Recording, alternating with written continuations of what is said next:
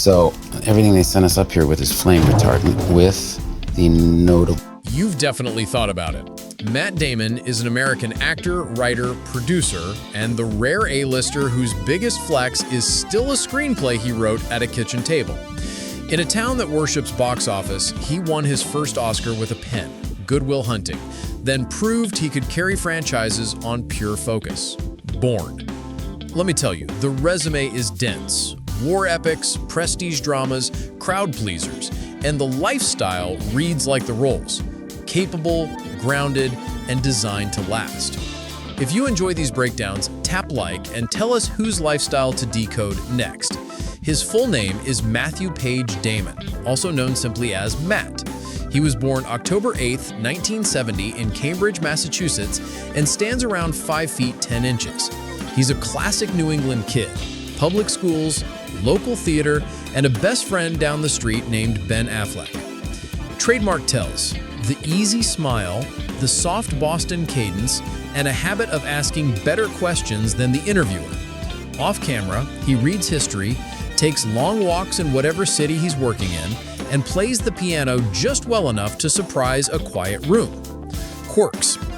Damon is pathologically on time. He'll show up early, learn everyone's name, and make the first joke to deflate the tension. He likes structure, call sheets, family calendars, shared notes that keep a shoot humane. Moreover, he keeps fame moderate on purpose. No screaming entourages, no performative chaos, just a clean, repeatable system that gets good work finished on schedule. Relationships and family. Damon married Luciana in 2005 after meeting her while filming in Miami. Together, they're raising daughters and an extended family that treats privacy like oxygen. The inner circle is small and stubbornly loyal.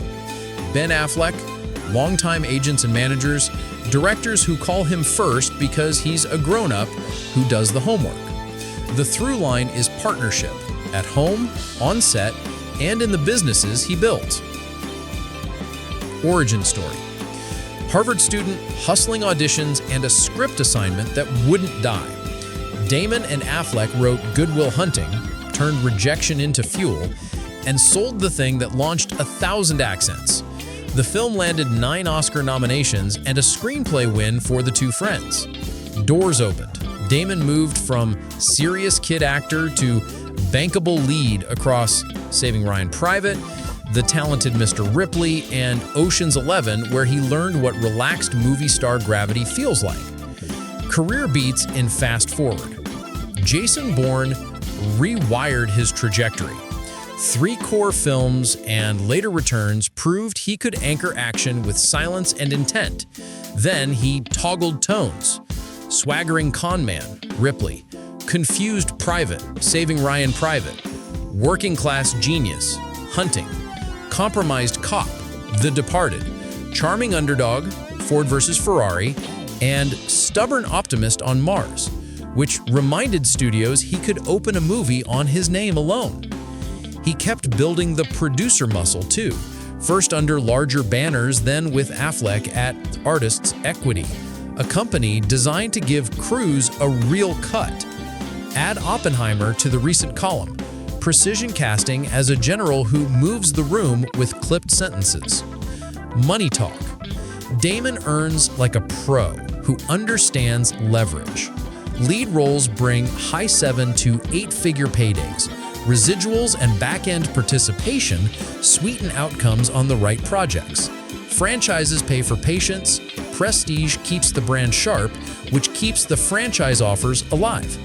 Producing adds a second engine. Fees up front, potential profits on the back end, and at Artists Equity, a model that trades some upside for loyalty and speed. He doesn't chase every endorsement. When he does commercials or campaigns, the creative fit and the partners matter. As of 2025, public estimates place Damon's net worth in the high 8 to low 9 figures. The range depends on private deals, profit participation, and real estate timing, but the conservative math is steady. Decades of lead salaries, multiple franchise cycles, producer fees, and a lifestyle that values reliability over spectacle. Translation, the numbers are healthy, the burn rate is sane. Houses? Think family bases that work, not museum tours. Over the years, Damon has kept a Los Angeles footprint during heavy production cycles. Quiet streets, privacy hedges, and room for a home office that doubles as a script lab. He's also been tied to New York properties when Broadway or East Coast shoots called, preferring neighborhoods where a coffee run still feels normal. The vibe is consistent. Practical square footage, natural light, a good kitchen, and enough outdoor space for kids and a grill. Buy, renovate, optimize for school schedules. That's the playbook. When a city no longer fits the calendar, he exits clean and relocates near the next set of call times. Now, the cars. Damon's garage mirrors the man.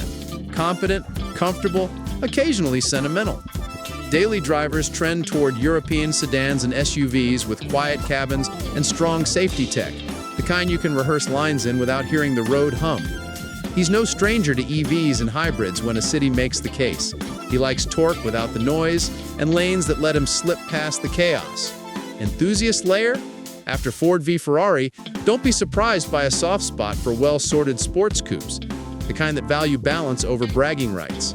He's not building a hypercar museum, he's building a fleet that gets a family and a film schedule through a year without drama. Lifestyle rhythm. Training is functional. For Bourne, it was fight choreography, interval conditioning, and weapon handling. For the Martian or prestige dramas, it's durability, mobility work, steady cardio, diet that flexes with the role. Sleep becomes a business decision on set. He protects it.